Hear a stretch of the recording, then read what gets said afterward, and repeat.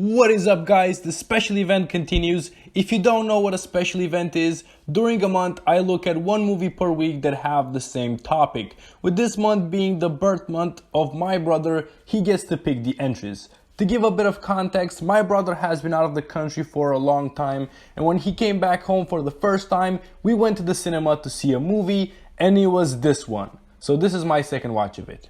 By the by, I'm the movie guy, and this is my review for Black Mass. The movie starts with Peter Weeks in an interrogation room about to spill the secrets of James Whitey Bulger, a very aggressive gangster from the south of Boston.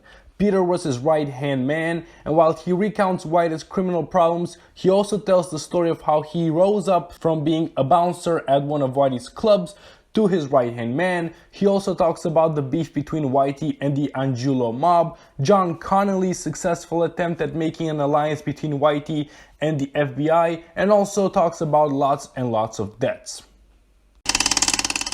This is a bibliography movie. It tells the story of a crime lord, James Whitey Bulger. It's also a drama film. With this being the story of a gangster, you can expect a lot of depths or violent behavior, and this movie is no exception. Whitey is also very unstable, so the death toll count rises pretty far in this movie.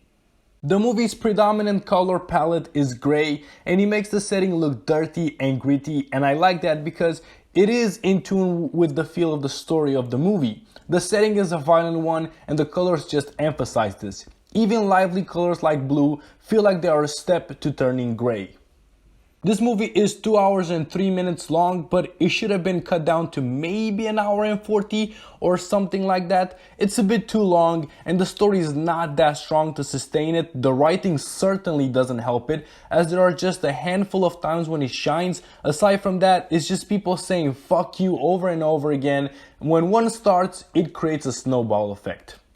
There are some plot problems, like in the beginning, Peter is said to be the right-hand man of Whitey, but we never see how he gets to become the right-hand man. He was nobody at first, and then he is somewhere in the picture, but he is hardly believable as his right-hand man.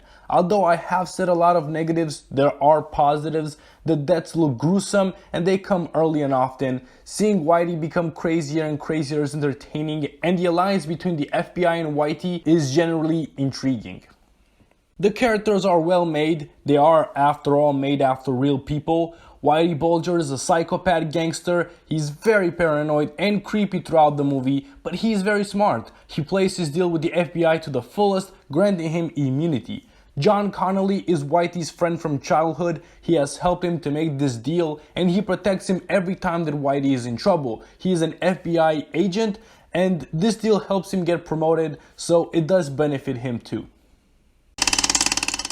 It's time for me to drop some knowledge, guys. Many of the murders have been shot in the same place that the real life murders had happened.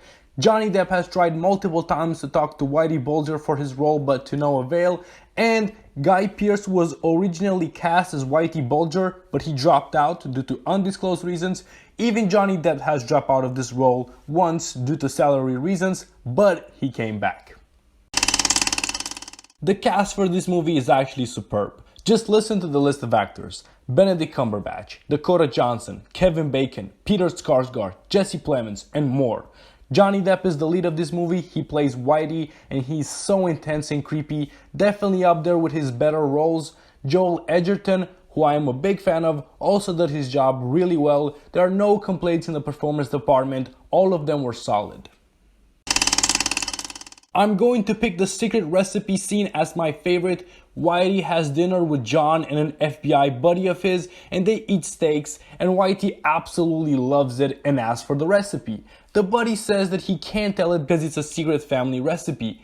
Whitey presses him a bit, and the guy gives it up. Whitey becomes all intense that the friend gives up the secret recipe so easily, concerned that he could tell everybody the secrets of Whitey if pressed a bit. And then he laughs it off as if it were just a joke. It was a very, very intense scene.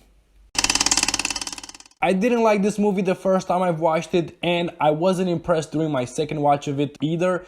It does some things right, but it still felt a bit boring for me. The writing is the weakest link for me. I was very disappointed in it. I wanted to give this movie half a star less, but Johnny Depp's performance deserves it. For my alternative pick, I choose American Gangster. Denzel Washington plays Frank Lucas, a drug lord from Harlem.